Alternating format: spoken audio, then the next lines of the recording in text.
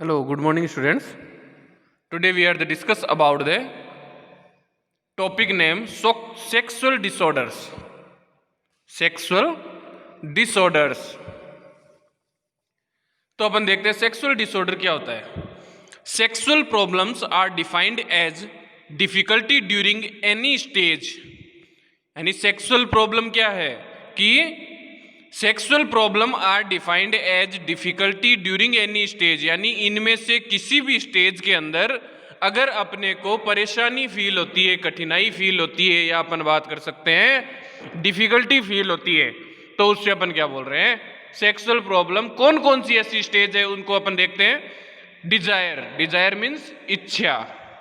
Arousal, orgasm and resolution. यानी sexual arousal से related जो भी ऐसी प्रॉब्लम जिसकी वजह से क्या होता है कि जो भी सेक्सुअल इंटरकोर्स है उसके अंदर अपने को क्या डिफिकल्टी होती है, प्रॉब्लम होता है, तो उससे अपन क्या बोल रहे हैं, सेक्सुअल प्रॉब्लम, या अपन बोल सकते हैं sexual disorder of the sexual act which prevent the individual और couple from enjoying sexual activity. यानी किसी भी तरह की ऐसी प्रॉब्लम्स, ऐसी कठिनाई, ऐसी परेशानी जो सेक्सुअल अराउजल के अंदर या सेक्सुअल इंटरकोर्स के ड्यूरेशन के अंदर अपने को क्या करता है, डिफिकल्टी क्रिएट करता है, प्रॉब्लम क्रिएट करता है, जिस वजह से क्या होता है, विच प्रिवेंट द इंडिविजुअल्स और couple from enjoying sexual activity. कि जो भी कोई किसी भी प्रकार का कोई इंडिविजुअल या कोई भी कपल हो, यानी हस्बैंड एंड वाइफ, कोई भी प्रकार का कपल हो, उनमें क्या होता है कि जो भी सेक्सुअल एक्टिविटी है उसके अंदर क्या होता है, उनका जो इंजॉय है वो नहीं आ पाता है. उनका जो इंजॉइंग की जो लाइफ होती है वो क्या होती है, डिस्ट्रॉय हो जाती है, जिसे अपन क्या बोल रहे हैं, सेक्सुअल डिसऑर्डर. अब अपन देखते हैं sexual disorders include problems of sexual identity, sexual performance and sexual aim. यानी सेक्सुअल जो डिसऑर्डर है उसके अंदर अपन किसको इंक्लूड कर रहे हैं, किसको सम्मिलित कर रहे हैं, प्रॉब्लम ऑफ सेक्सुअल आइडेंटिटी. की जो भी अपन सेक्सुअल जो प्रोसेस अपने को करनी है उसकी अपन आइडेंटिटी नहीं कर पाते हैं, पहचान नहीं कर पाते हैं. सेक्सुअल परफॉर्मेंस, जो भी सेक्सुअल इंटरकोर्स की जो प्रोसेस होती है उसको अपन परफॉर्म नहीं कर पाते हैं. एंड सेक्सुअल एम, और अपना ऐसा क्या टारगेट है कि जो सेक्सुअल प्रोसेस अपन कर रहे हैं उसका एम क्या है, उस चीज को अपन अचीव करने के अंदर क्या होते हैं, फेल्ड हो जाते हैं, है ना, उस चीज को अचीव नहीं कर पाते हैं. There are 3 major categories of sexual disorder. अब ये क्या बता रहे हैं कि ये जो सेक्सुअल डिसऑर्डर है इसको अपन ने कितने पार्ट में डिवाइडेड किया है, कितने टाइप्स में डिवाइडेड किया है, 3 टाइप्स के अंदर. यानी 3 टाइप के अंदर अपन ने सेक्सुअल जो डिसऑर्डर है उसको डिवाइडेड किया है. अपन दोबारा से रिवाइज करते हैं. Sexual problem are defined as difficulty during any stage. यानी ऐसी कोई भी problem, for example desire, arousal और ऑर्गेज्म एंड रीसोल्यूशन की जो भी प्रोसेस है, सेक्सुअल इंटरकोर्स की जो भी प्रोसेस है, उसके अंदर किसी भी प्रकार की कोई भी डिफिकल्टी का आ जाना क्या कहलाता है, सेक्सुअल डिसऑर्डर. जिससे क्या होता है, विच प्रिवेंट्स, यानी जो भी कपल है, जो इंडिविजुअल है, वो क्या है, इंजॉय है वो नहीं कर पाते हैं, इंजॉइंग की जो लाइफ है वो जी नहीं पाते हैं. Next one, sexual disorder include problem of sexual identity, sexual performance and sexual AIIMS. और सेक्सुअल डिसऑर्डर के अंदर अपन ने किसको इंक्लूड किया है, किसको सम्मिलित किया है, कि किसी भी प्रकार की sexual identity, sexual performance and sexual AIIMS, ये सभी क्या है अपन ने सेक्सुअल डिसऑर्डर के अंदर इंक्लूड किया है. फिर अपन ने बात की है there are 3 major categories of sexual disorder. कि ये जो सेक्सुअल डिसऑर्डर है इसको अपन ने कितने पार्ट के अंदर डिवाइड किया है, कितने टाइप्स के अंदर डिवाइडेड किया है, तो अपन ने बात कर रहे हैं 3 टाइप्स के अंदर इसको अपन डिवाइडेड कर रहे हैं. तो अपन देखते हैं first one sexual dysfunctions, first one sexual dysfunctions, second one paraphilias और third one gender identity disorder. First one sexual dysfunctions, second one paraphilias और third one gender identity disorder. अब अपन फर्स्ट देखते हैं, फर्स्ट इसका जो टाइप है, first जो पार्ट है sexual dysfunctions. Sexual dysfunctions prevent or prevent or reduce an individual's enjoyment of normal sex and prevent or reduce the normal physiological changes normal by sexual arousal। यानी sexual dysfunction के अंदर क्या होता है कि prevent और reduce N individuals enjoyment की जो भी इंजॉयमेंट की जो प्रोसेस है, जो भी पर्सन है, जो भी इंडिविजुअल है, वो क्या क्या नहीं कर पाता है, इंजॉय नहीं कर पाता है। और जो भी उसके अंदर बॉडी के अंदर जितने भी प्रकार के जो फिजियोलॉजिकल चेंजेस हैं वो क्या होता है, प्रॉपर मेंटेन नहीं रह पाते हैं। जो भी एक नॉर्मल सेक्स की जो प्रोसेस है वो जो पर्सन है वो नहीं कर पाता है, जिसे अपन क्या बोल रहे हैं, sexual dysfunctions. Classification of sexual dysfunctions based on sexual cycle. अब अपन बात करें सेक्सुअल जो डिस्फंक्शन है उसका क्लासिफिकेशन क्या है। First one, the desire phase, यानी सेक्सुअल जो इंटरकोर्स है उसको करने की इच्छा। डिजायर मीन्स किसी भी प्रकार की इच्छाएं। फर्स्ट वन अपन देखते हैं द डिजायर फेज के अंदर hypo active desire. Hypo active desire, the hypo active desire is basically a disinterest in sexual activity. इसके अंदर क्या होता है, हाइपो, हाइपो मीन्स नाम से पता चल रहा है लेस, लेस कम हो जाना। हाइपो मीन्स किसी भी एक्टिविटी का कम होना और हाइपर मीन्स किसी भी एक्टिविटी का बहुत ज्यादा होना, हाइपर। तो अपन यहां बात कर रहे हैं hypo activity desire. The hypo active desire is basically a disinterested in sexual activity की जो भी पर्सन है, इंडिविजुअल है, उसके अंदर क्या होता है, किसी भी प्रकार की कोई भी डिजायर, कोई भी इच्छा नहीं होती है किस चीज की, सेक्सुअल इंटरकोर्स की जो प्रोसेस है उसको करने की। It result in a complete और almost complete lack of desire, जिसके अंदर क्या रहता है पर्सन के अंदर कि एकदम ही इच्छा रहित होता है, उसके अंदर किसी भी प्रकार की इच्छा नहीं होती है या बहुत ही कम मात्रा के अंदर उसके अंदर ये चीज प्रेजेंट होती है। Next one, this can often result in the participation in intercourse as a simple mental duty. जिसके अंदर क्या होता है कि जो भी पर्सन है, जो भी इंडिविजुअल है, उसके अंदर क्या है, किसी भी प्रकार की सेक्सुअल एक्टिविटी परफॉर्म करने की किसी भी प्रकार की डिजायर नहीं रह पाती है, जिससे क्या होता है कि वो जो नॉर्मल सेक्स है उसकी प्रोसेस नहीं कर पाता। नेक्स्ट वन देखते हैं, aversion to sex. Next one जो टाइप है डिजायर फेज के अंदर, उसका सेकंड जो पार्ट है aversion to sex.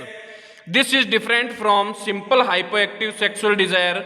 In the sexual activity, actual repulses the person or makes them usually apprehensive. This is most often the result of traumatic sexual experience such as molestation as a child or rape.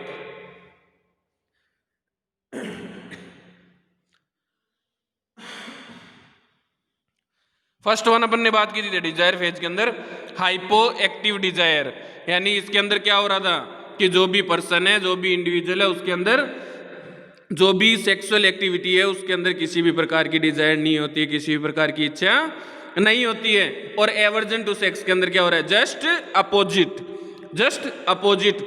इसके अंदर क्या है कि जो भी person है, जो individual है, वो ट्रॉमेटिक जो सेक्सुअल एक्सपीरियंस है वो परफॉर्म करता है। यानी जो भी एक्टिविटी है, नॉर्मल जो सेक्स होता है उससे बहुत ज्यादा क्या करता है, वो हैवी अमाउंट के अंदर, हायर अमाउंट के अंदर, हाइपर अमाउंट के अंदर क्या करता है, वो जो सेक्सुअल इंटरकोर्स की जो प्रोसेस है उसको हेल्ड करता है, जिससे क्या होता है किसी भी प्रकार की ट्रॉमा, किसी भी प्रकार की इंजरी होने का फियर रहता है, डर रहता है, चांसेस ज्यादा रहते हैं। और जिसका अपन फॉर एग्जांपल क्या कह सकते हैं कि जैसे रेप,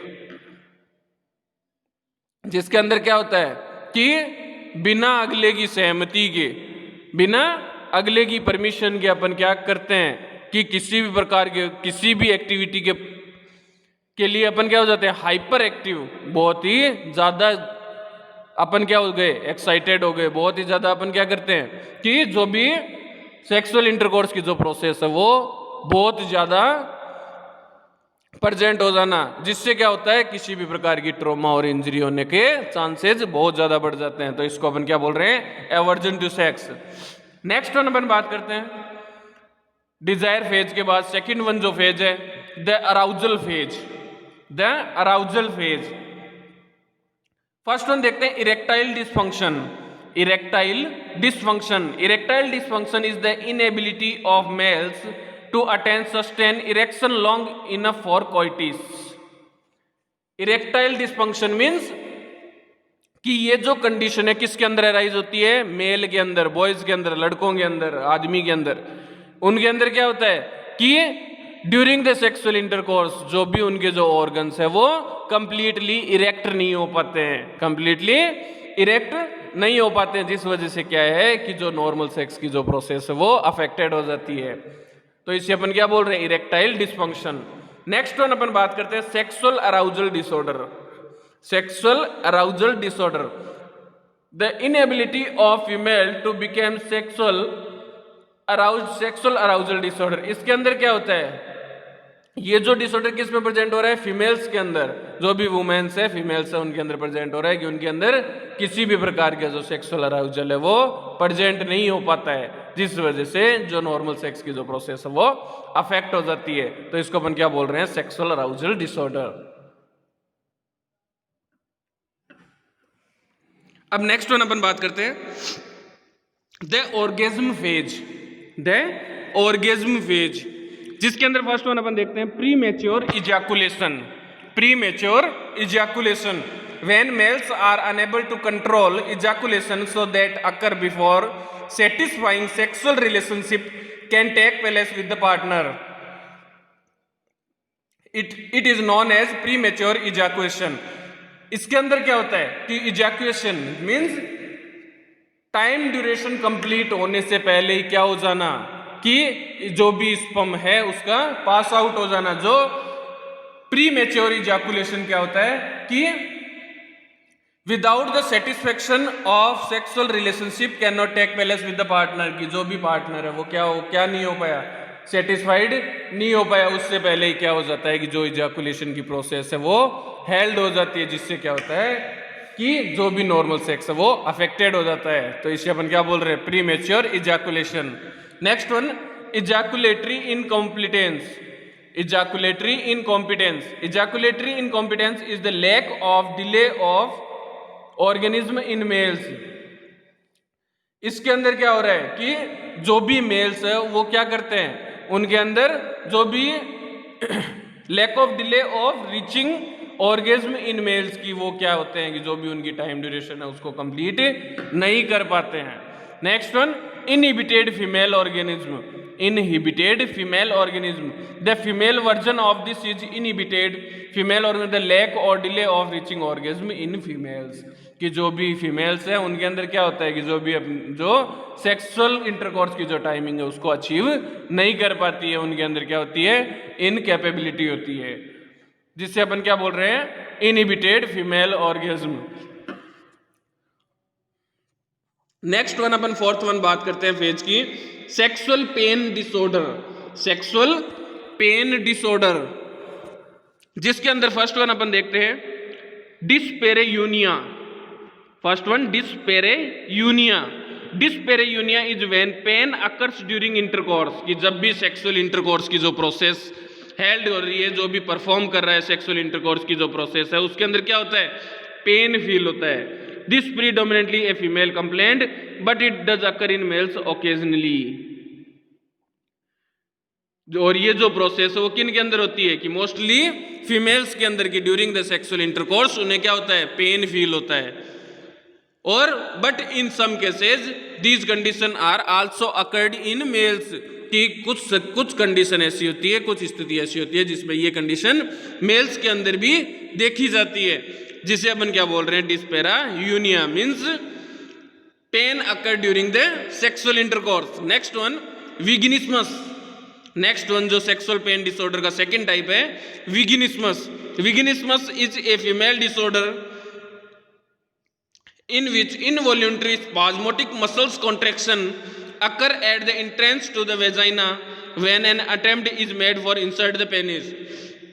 कि जब भी जो सेक्सुअल इंटरकोर्स है उसको अपन स्टार्ट करते हैं और तो क्या होता है कि जो वेजाइनल जो मसल्स है वो क्या होती है, एक्सेसिव कॉन्ट्रैक्ट हो जाती है, जिससे क्या होता है कि जो भी नॉर्मल सेक्स की जो प्रोसेस है वो अफेक्टेड हो जाती है, जिससे अपन क्या बोल रहे हैं, विगिनिस्मस। अब सेकंड वन, ये तो अपने फर्स्ट वन क्लासिफिकेशन की बात की थी, सेक्सुअल डिसफंक्शन। सेकंड वन अपन देखते हैं पैराफीलिया। पैराफीलिया, तो अपन पैराफीलिया के बारे में बात करते हैं। Paraphilia is derived from two Greek word, para means besides और philia means friendship. Paraphilia is a condition in which a person sexual arousal and gratification depends on fantasizing about and engaging in sexual behavior that is atypically and extreme। कि इसके अंदर क्या होता है कि जो भी सेक्सुअल प्रोसेस है उसमें क्या होता है, उनका जो बिहेवियर है उसके अकॉर्डिंग ही उनकी जो सेक्सुअल प्रोसेस है, सेक्सुअल जो अराउजल है वो अफेक्ट होती है। Include sexual behaviour that society में व्यू एज अनयूजुअल और अबनॉर्मल, और जो भी उनकी जो सेक्सुअल एक्टिविटीज है, सेक्सुअल जो गतिविधियां वो क्या हो जाती है, अबनॉर्मल हो जाती है। उससे अपन क्या बोल रहे हैं, पैराफिलिया। नेक्स्ट वन अपन देखते हैं क्लासिफिकेशन ऑफ पैराफिलिया। क्लासिफिकेशन ऑफ पैराफिलिया, इसके अंदर first one preferences for non human objects.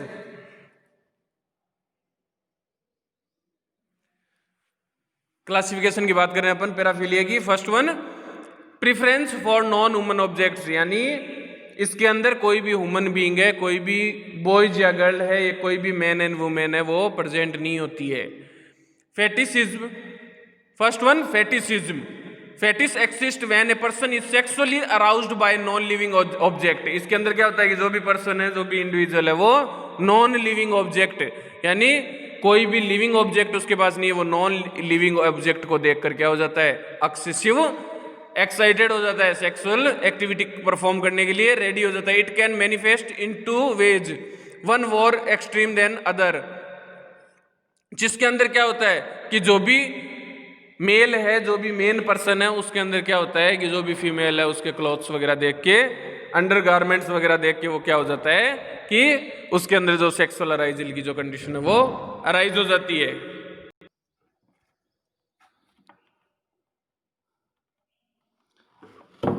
Next one अपन देखते हैं ट्रांसवेस्टिसिज्म। सेकंड वन इसका preference of non human object के अंदर transvestism. This paraphilia exist when the person achieve sexual excitement by cross dressing, यानी जो भी मेल्स हैं वो क्या होता है कि बॉयज, जो भी वुमेन है, उनके कपड़े पहनने में ज्यादा डिजायरफुल होते हैं, और जो गर्ल्स होती है वो क्या होते हैं, जो भी बॉयज के जो क्लॉथ्स होते हैं उनको यूज करने में ज्यादा इंटरेस्टेड होती है। तो उससे अपन क्या बोल रहे हैं, transvestism. Next one preferences for situation causing suffering. First one sadism. Sadism refer to those who desire sexual excitement from the pain of other, यानी ऐसे इंडिविजुअल या ऐसा कोई भी कंडीशन जिसके अंदर क्या होता है कि जो भी पर्सन है वो जो अपना पार्टनर होता है, सेकंड पार्टनर होता है, उसको पेन फील करवाने के अंदर उसको क्या होता है, एक्साइटमेंट फील होता है, उसे इंजॉय फील होता है। तो उससे अपन क्या बोल रहे हैं, सैडिज्म। Next one मैसोसिज्म।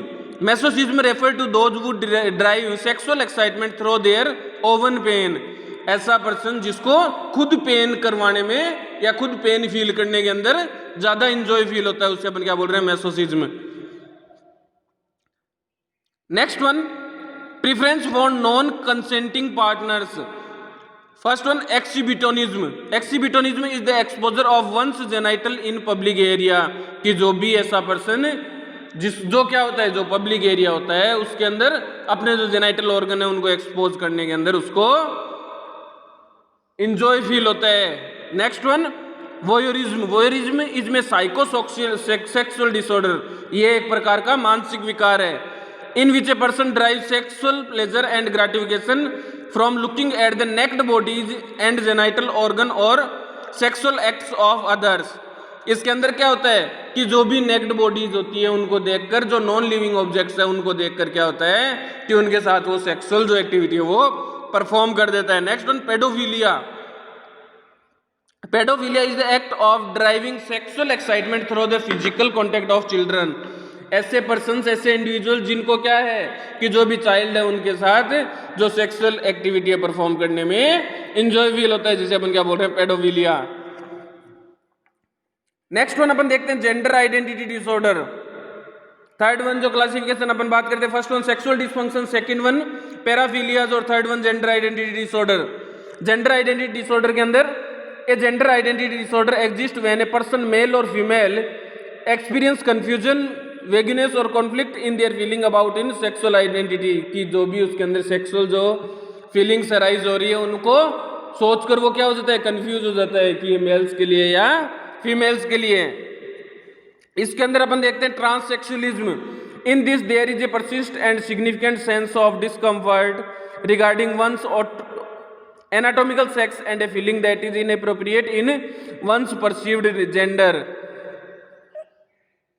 कि इसके अंदर क्या होता है कि कोई भी जो अनोदर जो जेंडर है उनके साथ क्या होता है कि जो भी सेक्सुअल जो एक्टिविटी वो परफॉर्म करने में क्या होता है, उसको सेक्सुअल अराइवल है वो फील होता है। Next one, इंटरसेक्सुअलिटी।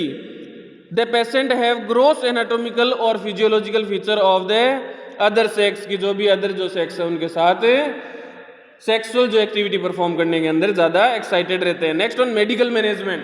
अब अपन ने ये सारी कंडीशन देखी कि जो भी सेक्सुअल जो डिसऑर्डर है वो क्या होता है एंड उसके कितने क्लासिफिकेशन है, कितने टाइप है, कितने टाइप पढ़े अपन ने, 3 टाइप, सेक्सुअल डिसफंक्शन, पैराफिलिया और जेंडर आइडेंटिटी डिसऑर्डर। अब इन सभी का अपन देखते हैं इनको कैसे अपन ट्रीट करते हैं, कैसे इनका मेडिकल मैनेजमेंट करते हैं, या कौन कौन सी ऐसी मेडिकेशन है, कौन कौन सी ऐसी ड्रग्स है जो अपन इनको ट्रीट करने के लिए यूज में लेते हैं। First one, hormonal replacement therapy. Hormonal replacement therapy जिसके अंदर क्या होता है कि जो भी हार्मोन्स है वो रिप्लेस कर दिए जाते हैं, such as estrogen, testosterone and progesterone. कौन कौन से हार्मोन होते हैं सेक्सुअल हार्मोन? 3 टाइप्स के होते हैं। First one estrogen, second one testosterone और थर्ड वन प्रोजेस्टेरोन।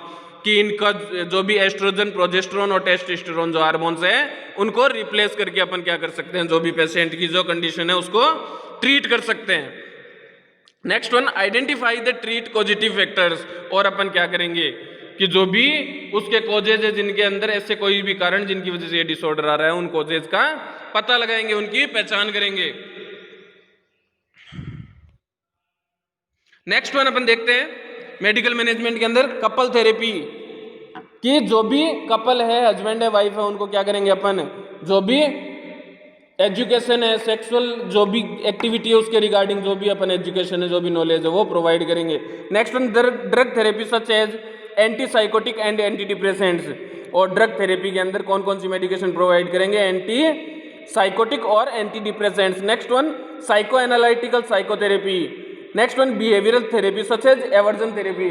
कि उनका क्या करेंगे अपन, बिहेवियरल मॉडिफिकेशन करेंगे, उनको क्या करेंगे, गाइडलाइंस प्रोवाइड करेंगे कि आप लोगों को ये चीज़ करनी है और इस चीज़ का यूज नहीं करना है, और उसके साइड इफेक्ट्स, एडवर्स इफेक्ट है वो अपने को बताने हैं, ताकि जो भी पर्सन है, जो भी पेशेंट है, उसकी जो मेंटली जो कंडीशन है वो ट्रीट हो सके। Next one, supportive psychotherapy. और अपन क्या करेंगे, उसके प्रति सपोर्ट रखेंगे, सहानुभूति रखेंगे और उसको क्या करेंगे, साइकोथेरेपी वो प्रोवाइड करेंगे। नेक्स्ट वन अपन देखते हैं नर्सिंग मैनेजमेंट।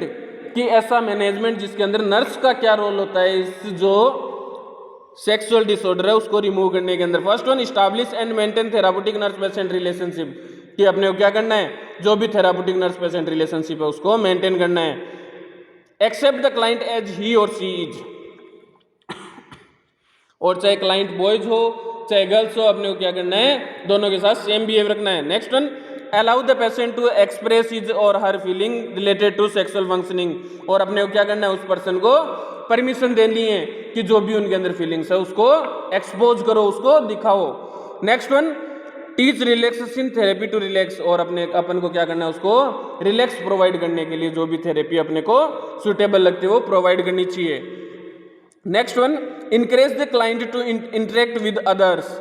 और अपने को उस जो भी अपना पर्सन है, जो भी पेशेंट है, जो भी क्लाइंट है, उसको इनकरेज करना है, उसको बढ़ावा देना है कि आप लोग जो भी बाहरी जो व्यक्ति होते हैं उनसे मेल मिलाव रखा करो, उनसे बातचीत किया करो।